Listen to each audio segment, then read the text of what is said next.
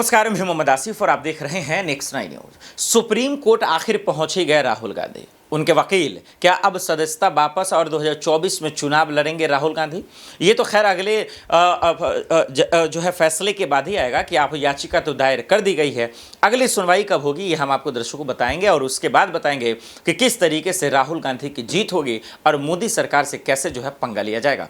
इन तमाम मसलों पर पहले तो कांग्रेस के वकील क्या कुछ कह रहे हैं मोदी सरकार को लेकर, जरा गौर से सुनिए।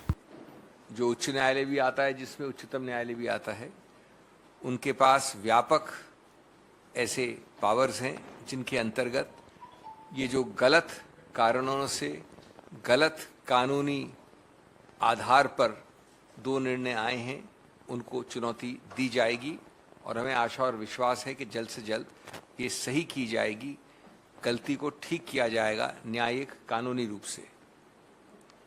जहाँ तक श्री राहुल गांधी जी के वक्तव्य का सवाल है, सब जानते हैं कि वो एक लाइन किस संदर्भ, किस परिप्रेक्ष्य में कही गई थी, किस प्रकार से उसको तोड़ फोड़ कर एक नई आयाम दिया गया है जो बिल्कुल सीधा देखने पे भी झूठा और बेमानी दिखता है। जो कारण दिए गए हैं इस निर्णय में वो बिल्कुल संदिग्ध हैं, गलत हैं, कानूनी रूप से मैं कह रहा हूं। और जो बार बार ओबीसी के विषय में टिप्पणियां की जा रही हैं उनका उल्टा असर अब हो रहा है।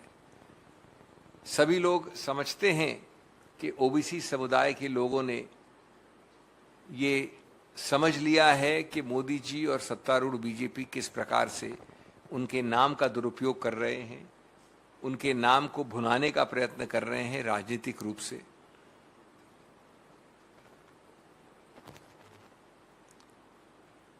दो वर्ष का मैक्सिमम दंड देना जो कभी सुना नहीं गया, कभी हुआ नहीं। मानहानि के क्षेत्र में कन्विक्शन ही नहीं होता है क्रिमिनल, लेकिन अगर होता है तो 3 या 5 महीने से ज़्यादा कभी सुना नहीं गया, उसको सेशंस कोर्ट द्वारा सही मानना बिल्कुल गलत है। इससे अगर कोई भी समझता है कि राहुल गांधी की आवाज़ रुकेगी, झुकेगी, साइलेंट होगी, तो वो न राहुल गांधी को जानते हैं न कांग्रेस को समझते हैं। राहुल गांधी स्पष्ट और सही रूप से बोलते हैं।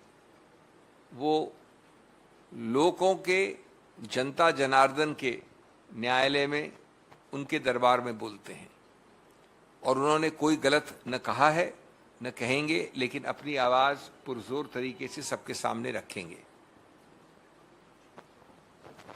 उनके पीछे पड़ना, उनको कभी ट्रोल करना, उनके संसद में बोलने से पहले प्री कंडीशंस रखना, संसद को सत्तारूढ़ पार्टी द्वारा अवरुद्ध करना, उनकी सदस्यता पे प्रश्न चिन्ह लगाना, उनको प्रिविलेजेस कमेटी से डराना धमकाना, इस किसी से कुछ फर्क न पड़ा है न पड़ेगा, न राहुल गांधी को न कांग्रेस पार्टी को। जो उनके कानूनी अधिकार क्षेत्र हैं, संवैधानिक अधिकार क्षेत्र हैं, उन सब का वो प्रयोग करते रहेंगे।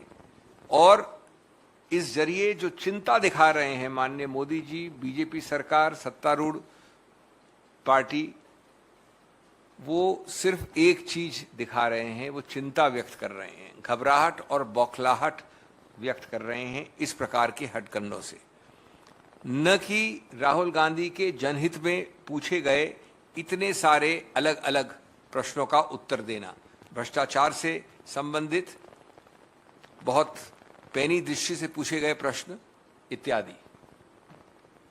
अब मैं 2-4 मिनट लूंगा आपके साथ में, तकनीकी नहीं होना चाहता, लेकिन आपको एक छोटा सा एक झांकी देना चाहता हूं कि किस प्रकार से पढ़ने दिखने में भी ये निर्णय गलत लगता है जो आज आया है।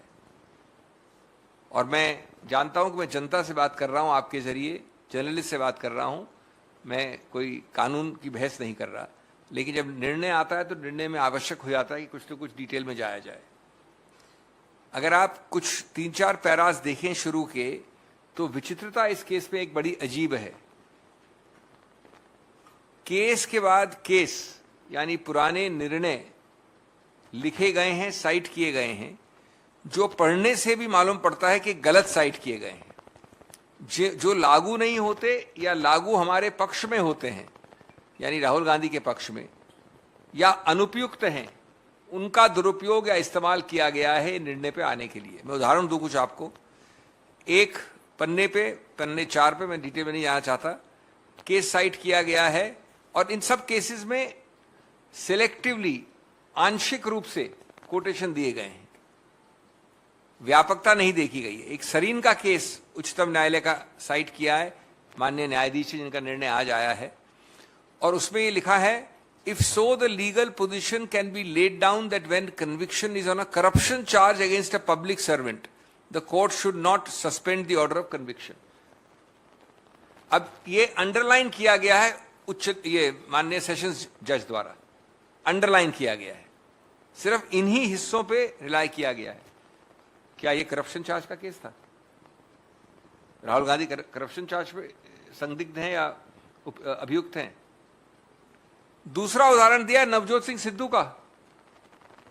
याद रहे, वैसे नवजोत सिंह सिद्धू के केस में मर्डर चार्ज था या मैनस्लॉटर चार्ज था, उसको अंडरलाइन किया गया। मैं सिर्फ अंडरलाइन पोर्शन पढ़ रहा हूं निर्णय के, और ये अंडरलाइनिंग मेरी नहीं, प्रिंटर की नहीं, माननीय न्यायाधीश की है।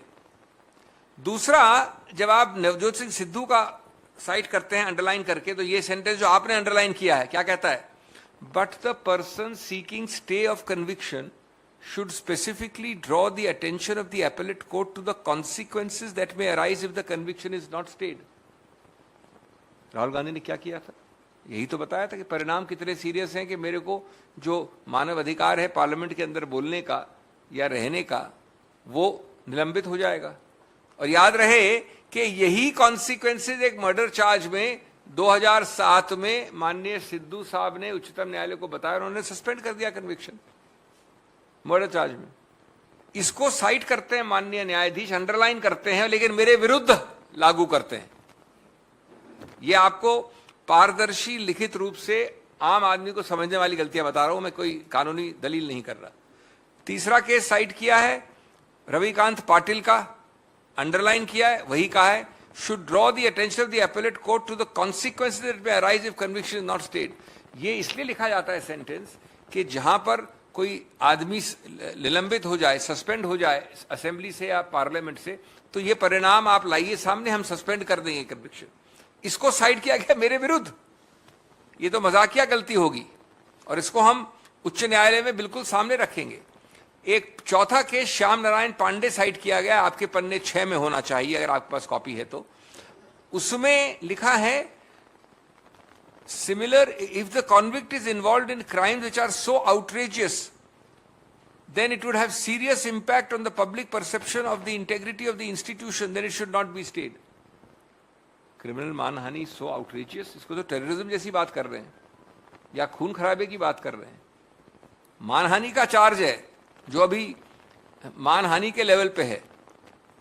इस प्रकार के कई ऐसे और उदाहरण हैं जो दिखाता है कि प्राथमिक सिर्फ देखने से भी निर्णय संदिग्ध है, गलत है, कानूनी रूप से जिसका आधार नहीं है। सुना आपने, खुल्लम खुल्ला इन्होंने धमकी तो दे दिया और बता दिया कि कुछ भी हो जाए ना हम पीछे हटेंगे, ना हटे हैं ना आगे जिंदगी में हटेंगे।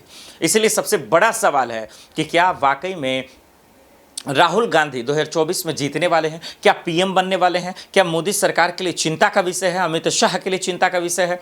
क्या वाकई में इस पर सोचने का है कि मोदी सर ने मामले में राहुल गांधी को जिस तरीके से फंसाया गया, क्या वो चाल चला नहीं गया? क्या वही उल्टा पड़ गया? ये तमाम अहम सवाल जो अब सबके जहन में है, लोग पूछना चाहते हैं। दर्शकों, इस मसले पर आपके क्या राय है कि क्या वाकई में राहुल गांधी की जीत होगी? कमेंट कर जरूर बताइएगा।